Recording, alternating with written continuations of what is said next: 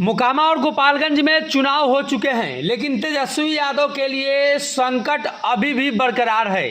दरअसल बिहार उपचुनाव में मतदाताओं ने मत डाल दिया है और अब मतदान करने के बाद मतदाताओं के मन में भी ये सवाल चल रहा होगा कि कौन से प्रत्याशी होंगे जो जीतेंगे।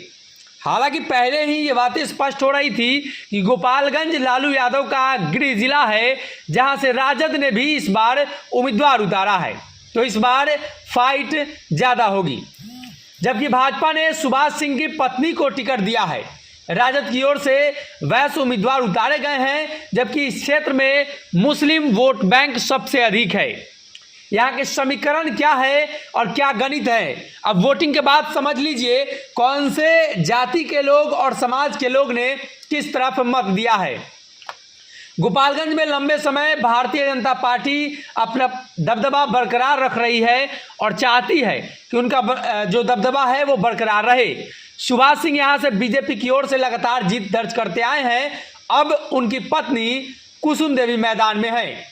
राजद के मोहन गुप्ता के बीच मुख्य लड़ाई है, लेकिन यहाँ बसपा की उम्मीदवार इंदिरा देवी मुकाबले को और भी रोचक बना रही है। इंदिरा देवी राबड़ी देवी और भाई साधु यादव की पत्नी हैं, यानी लालू प्रसाद यादव बिहार में मुख्यमंत्री बने उन दिनों साधु यादव उनके साथ थे और राबड़ी देवी का लगातार मदद कर रहे थे। जब लालू प्रसाद यादव जेल में थे, या यूं कहे तो चारा घोटाले मामले में लालू प्रसाद यादव लगातार जेल और बाहर का चक्कर लगा रहे थे।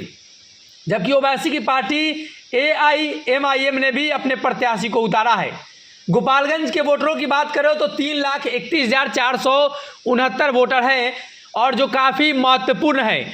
65,000 मुस्लिम वोटर और दूसरे नंबर पर 49,000 राजपूत मतदाता हैं। 47,000 यादव मतदाता होने के कारण राजद का MY समीकरण जमीन पर मजबूत है, लेकिन ये समीकरण अब सिर्फ जमीन पर ही मजबूत है। ओवैसी के पार्टी के अब्दुल सलाम यहाँ से मैदान में उतरे हैं और खबर यह है कि अच्छा खासा वोट उन्होंने काटा है और मुस्लिमों के वोट बैंक में वो बड़ी सेंधमारी कर अब मुख्य रूप से वो भी इस लड़ाई को अपने तरफ घुमा रहे हैं। दरअसल चर्चा यह है कि राजपूतों ने एक बार फिर से गोपालगंज में भारतीय जनता पार्टी की तरफ रुख किया है। इसके पीछे का कारण यह भी बताया जा रहा है कि जगदानंद सिंह और सुभाष सिंह मामले में राजपूत समाज की नाराजगी है। 50,000 वोट राजपूतों का है और इस वोट बैंक में बड़ी सेंधमारी गोपालगंज में हो चुकी है। पहले ही मुस्लिम वोट बैंक में सेंधमारी हो चुकी है और अंत में बचा खुचा कसर साधु यादव ने पूरा कर दिया और 47,000 से अधिक यादव वोटरों में खबर यह है कि 30 से 35% यादव वोट को भी इधर से उधर करने में साधु यादव कामयाब रहे हैं।